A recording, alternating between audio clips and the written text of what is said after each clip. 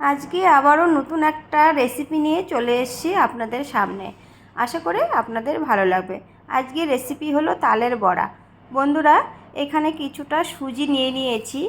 আর সুজিটা যখন আমি ঢেলেছিলাম সেটার ভিডিওটা করেছিলাম আর কি, কিন্তু আমার মোবাইলে পুরো ফুল হয়ে গেছে ভিডিও, তার জন্য ভিডিও হচ্ছিল না, সেটা স্কিপ হয়ে গেছে বন্ধুরা। তো আমি কিন্তু কয়েকবার ধুয়ে নিয়েছি।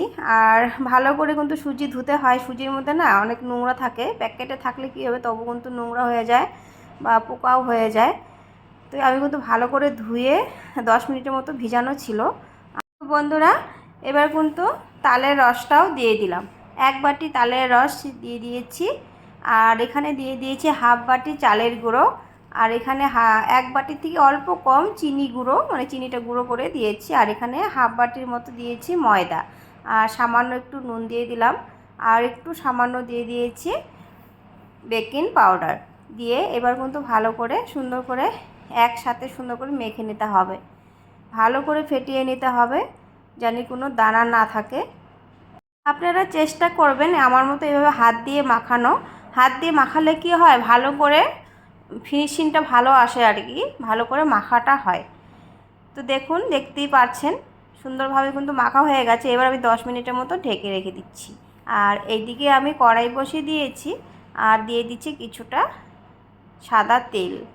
এবার তেলটা গরম হয়ে গেলে কিন্তু দেখুন আমি কিন্তু 10 মিনিট পরে ঢাকনা খুলে নিয়েছি। আর দেখতেই পাচ্ছেন কতটা সফট হয়ে গেছে। এবার আমি কিন্তু বড়াগুলো আর কি কড়াইতে দেওয়ার আগে একটু ফেটিয়ে নেব, সেটা আর আপনাদের সাথে শেয়ার করলাম না। তো আমি কিন্তু ফেটিয়ে নিয়ে ভালো করে হাতটা ধুয়ে নিয়ে তারপরে কিন্তু ছোট্ট ছোট্ট করে দিচ্ছি। আর একদম এইভাবে ছোট ছোট করে দিবেন, খেতে না এত ভালো লাগে। একটা যদি মুখে দিয়েছেন তাহলে মনে হবে সবগুলোই খেয়ে ফেলি, এত ভালো লাগে। আমার তো তাই মনে হয়। আমি যখন এই ভেজেছি, ভাজার পরে যখন একটা মুখে দিয়েছি মনে হচ্ছে না, মানে আমি কতগুলো যে খেয়েছি কি আর বলবো, মানে প্রায় অর্ধেকগুলোই আমি খেয়ে নিয়েছি। এত ভালো লাগে, ছোট ছোট তো খেতে ভীষণ ভালো লাগে। আর মুখে দিতেই মিলিয়ে যায়, খুব ভালো লাগে খেতে।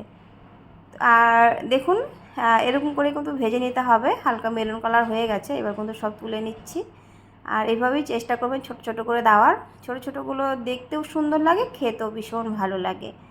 আর ছোট বড় সবাই কিন্তু ভালোবাসে। বাটি ভরে ভরে দিয়ে দেবেন, সুন্দর করে খেয়ে নেবে, টিভি দেখবে আর খাবে। তো বন্ধুরা, আবারও কিন্তু কিছুটা দিয়ে দিয়েছি, সেটা আর আপনাদের সাথে শেয়ার করলাম না। এবার এগুলো তুলে নিচ্ছি।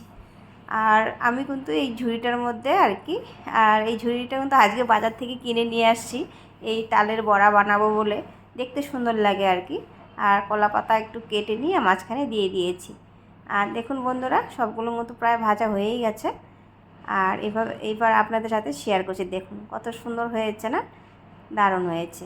মানে চালের গুঁড়াটা দিয়েছি তো একটু মানে নরম নরম হয়েছে, একটু শক্ত শক্ত হয়েছে, ভীষণ ভালো লাগে খেতে। একটু মচমচেও হয়েছে।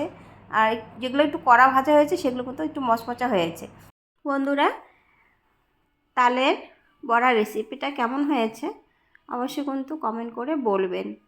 আর নতুন বন্ধুরা যারা আছেন তারা সাবস্ক্রাইব করে বন্ধু হয়ে পাশে থাকবেন।